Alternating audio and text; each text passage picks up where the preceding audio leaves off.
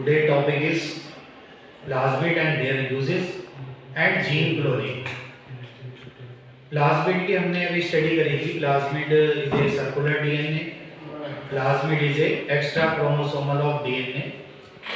तो उसी सीरीज में अगर हम प्लाज्मिड का यूज देखें तो हम यूज में जीन क्लोनिंग की स्टडी करेंगे. और प्लाज्मिड एज ए वेक्टर हमें जीन क्लोनिंग के लिए कुछ टूल्स की जरूरत होगी. टूल्स एंड टेक्निक, जिसमें जो बेसिक टूल्स हैं, हमें एक वेक्टर डीएनए चाहिए, हमें एक सीजर चाहिए.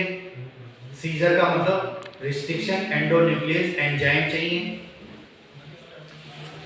वो एंजाइम डीएनए को कट करेंगे. और कुछ केमिकल्स भी हमें इस्तेमाल करने हैं और फॉरेन मटेरियल चाहिए. तो सबसे पहले हमें क्या चाहिए? एक वेक्टर चाहिए. वेक्टर डीएनए जो कि हमने स्टडी करी थी प्लाज्मिड, वो पीवीआर 322 भी हो सकता है, पीयूसी 18 भी हो सकता है. हमें एक फॉरेन मटेरियल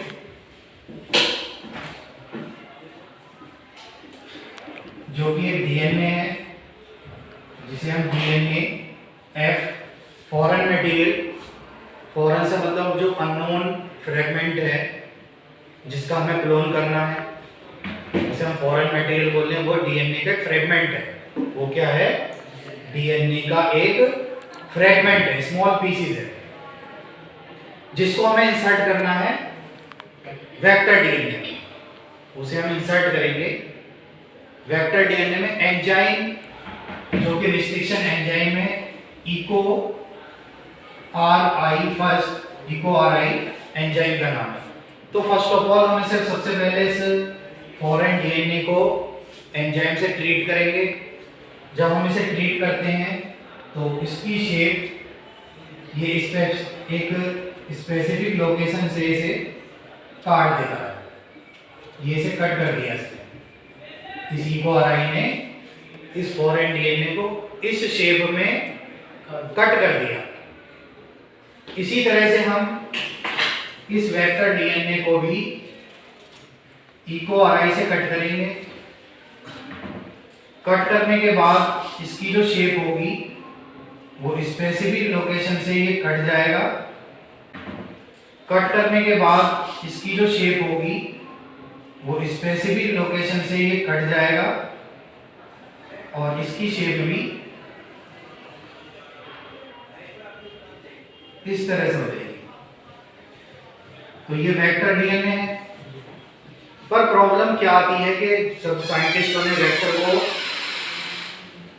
डिस्कवर करा था, उस समय पर ये जो है, जो दोनों फ्रेगमेंट थे, ये जॉइंट हो जाते थे.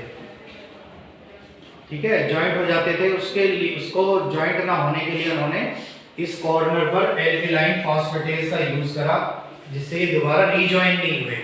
नहीं तो हम किसी वेक्टर को काटते हैं तो वो रीजॉइन हो जाता है, फिर जुड़ जाता है, फिर सर्कुलर हो जाता है. पर जब हम एल्किलाइन फॉस्फेटेज लगा देंगे तो वो रीजॉइन नहीं होगा, वेक्टर ओपन हो जाएगा, कट भी हो जाएगा, कट जाएगा. ठीक है ना. उसके बाद जो ये डीएनए एफ है, foreign material of DNA, foreign DNA से बोलते हैं, जिसकी हमें क्लोनिंग करनी है, उसे हम यहाँ पर इंसर्ट करते हैं. तो इसे बोलते हैं इंसर्शन ऑफ डीएनए.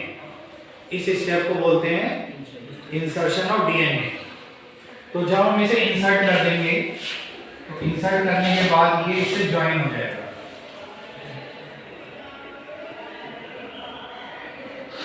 ये है फॉरेन डीएनए और ये वेक्टर डीएनए हो गया. तो अब इसका नाम हाइब्रिड डीएनए या आर डीएनए, अब हम इसे बोलेंगे आर डीएनए. इसका नाम हो गया R DNA, recombinant DNA. R DNA की फुल फॉर्म होगी रिकॉम्बिनेंट डीएनए.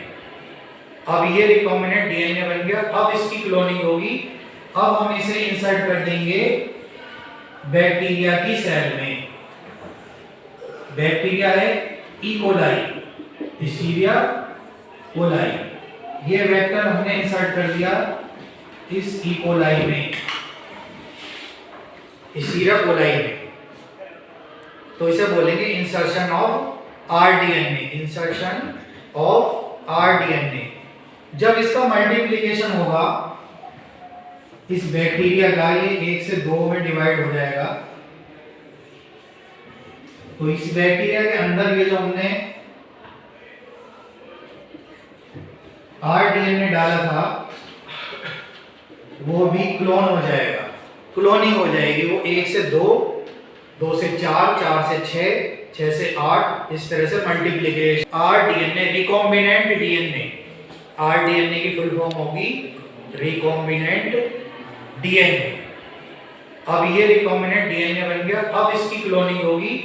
अब हम इसे इंसर्ट कर देंगे बैक्टीरिया की सेल में। बैक्टीरिया है इकोलाई, हीरा कोलाई। ये वेक्टर हमने इंसर्ट कर दिया इस इकोलाई में, हीरा कोलाई में, तो इसे बोलेंगे insertion of rDNA, insertion of rDNA. जब इसका मल्टीप्लिकेशन होगा इस बैक्टीरिया का, ये 1 से 2 में डिवाइड हो जाएगा। तो इस बैक्टीरिया के अंदर ये जो हमने आरडीएनए डाला था वो भी क्लोन हो जाएगा, क्लोनिंग हो जाएगी। वो 1 से 2, 2 से 4, 4 से 6, 6 से 8, इस तरह से मल्टीप्लिकेशन स्टार्ट हो जाएगा और उस जो फॉरेन डीएनए की है क्लोनिंग हो जाएगी। तो इस प्रोसीजर को क्लोनिंग प्रोसीजर कहते हैं और प्लाज्मिड का यूज क्लोनिंग में वाइडली यूज हो रहा है। काफी लार्ज स्केल पर हम किसी भी चीज को क्लोन करने के लिए वेक्टर का यूज कर रहे हैं। हमें कोई मेडिसिन बनानी है, इंसुलिन की क्लोनिंग करनी है, वैक्सीन बनानी है, तो वैक्सीन बनाने में भी इस वेक्टर का यूज हो रहा है, मल्टीप्लिकेशन का यूज हो रहा है, जीन बैंक में यूज हो रहा है। हम किसी भी फॉरेन मटेरियल को स्टोर कर सकते हैं जीन बैंक में वेक्टर की मदद से। तो ये आपको आज जो प्रोसीजर बताई है जीन क्लोनिंग की प्रोसीजर, एक यूज है प्लाज्मिड का, वेक्टर का यूज है जो कि जेनेटिक इंजीनियरिंग में बहुत ज़्यादा जरूरी है, उसमें इसका काफ़ी इस्तेमाल हो रहा है। तो ये आज का आपका टॉपिक था plasmid and there uses. Thank you very much all.